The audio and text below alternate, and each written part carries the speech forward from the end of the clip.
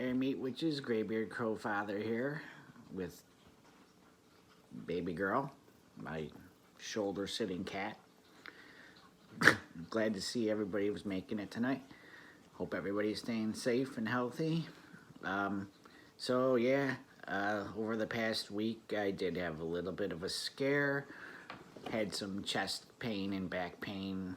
Thought maybe it was a pulled muscle from shoveling some snow on Wednesday last week, but turns out went to the hospital and they did all the tests, and then they said something in my blood work looked not quite right, so they did a CAT scan with contrast and saw something that they said in my lungs looked, abnormal, pneumonia-like, and they were pretty sure that it was COVID, so they did this test and also a flu test. So for Thursday, Friday, and Saturday and Sunday, I was kind of freaking out a little bit because I couldn't understand how I would have actually had gotten it, because I take every precaution with, keeping my hands clean and wearing a mask and everything everywhere I go. But the good news was that it turned out to be negative and was either just a slight case of pneumonia or bronchitis. So they gave me meds, some steroids, those drove me crazy, and some antibiotics. And it's cleared up and I feel great now. So that brings me to the topic of tonight's video. Now, I have touched on some of the plant and herb lore in the past, but I'm gonna kind of go a little bit deeper into it tonight because a lot of people like to consider themselves as being like a green witch, which in and of itself is not a particular part of Wicca per se, but you can consider it a subset if you want. So, obviously, all modern medicine these days stems back from herb lore, and when cunning women and wise men and medicine men and, the local midwives would create, medicines from local plants and herbs, which is probably more commonly how the term witch came about, because they were the people who were the most knowledgeable in the animal and plant lore of what you can use and what you can't use. So I'm gonna show y'all tonight two books that I actually consider to be like the holy grail of herb lore and making medicine. So the first one is a really good book. It's called The Green Pharmacy, and it's by James Duke. He actually has a PhD. Now, this book is fantastic when it comes to its resources. The chapters in it are pretty much all like afflictions. I don't know if you can see it or not, but you've got your A's and B's and C's. So you have your backache, bad breath, baldness. Yeah, I should probably read up on that chapter a lot.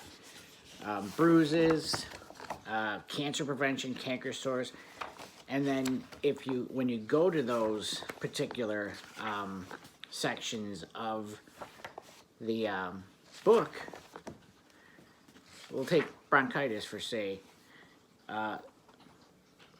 Herbs and plants that you can use to help. So for bronchitis, you got your eucalyptus, which is good for expectorant, garlic, because garlic is filled with chemicals that are antiviral and antibacterial. Mullein, which again is a weed that you find in your yard everywhere. You can use it to grind up and make tea and used for respiratory ailments.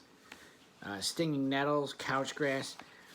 You know, the list goes on and on of all the most common herbs that you can use to help A, prevent, and B, get rid of the particular sickness that you may or may not have.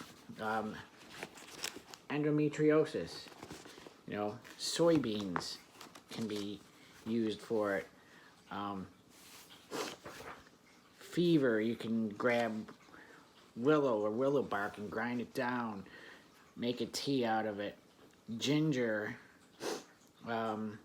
peppermint, red pepper. Like I said, it's just a fantastic book. And now I'm going to also admit to the fact that I don't really have any knowledge of this. This is not my forte and my niche when it comes to this. I do have the books just as reference, but we do have people in our circle that can recite, you know, what plants are good for what from memory. So something to think about, the Green Pharmacy. Now that book goes hand in hand with the Herbal Makers, the Herbal Medicine Makers Handbook. And this book has some stuff in it that's similar to what's in the Green Pharmacy, but what I find this book for great for more than that is it's a great instruction manual to tells you how to get deep into making like tinctures and concoctions and teas and salves. I mean, this is like the nitty-gritty of creating them. So using this book in conjunction with this book, and you would have a fantastic knowledge of how to make these medicines and herbs and poultices and whatnot. Think about it. Say, for instance, that someday we have the total collapse of society, like The Walking Dead. I know that's far-fetched, but I'm actually watching that show for the first time now, and I find it excellent. But, you know, people that would have this type of knowledge would be the wise women and the medicine men of that particular, you know, point in time. They would have all the knowledge of keeping people healthy and keeping people, you know, safe and free of pain and or diseases. I know there's a lot of people that I see that post on Reddit that say that they're green witches. But I think if you really want to consider yourself a green witch, this book, studied and learned and actually doing and creating the, you know, contents of these books to have just for yourself or to just to have to help other people. For some that may, you know, may not want to take pharmaceutical medicine, you know, this would be a great alternative. Now, by no means am I stating that I am a medical doctor. This is something that you would have to take on as your own risk and or responsibility. I do advocate that if a doctor does prescribe something to you, you should take it so long as it's not harmful to you. But again, in the instance of total societal collapse, we're not going to be able to go out and get, you know, medicines from the drugstores or pharmacies because they'll be gone. So whoever has this knowledge will be invaluable. Again, if you're interested, it's, come on, baby girl, move. It's the Green Pharmacy.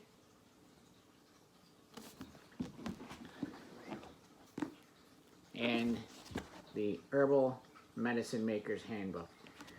I figure someday, at some point in time, when I have more time I'll, you know, experiment and maybe make a tincture or a poultice just to see how well I can do it.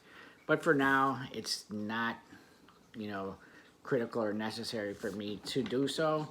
But having these books as reference guides to me is invaluable. So that's all I had for tonight. Actually, I did have one more thing. I did receive notice that those people who I drew the names for the books received them all, so that's good news. Hope you enjoy them and can learn a lot from them. The other thing is that this Sunday I will probably be announcing the giveaway for the cauldron and all the little knickknacks in it too. So I'll figure that out. All right. Again, everybody stay safe, stay healthy, and be well.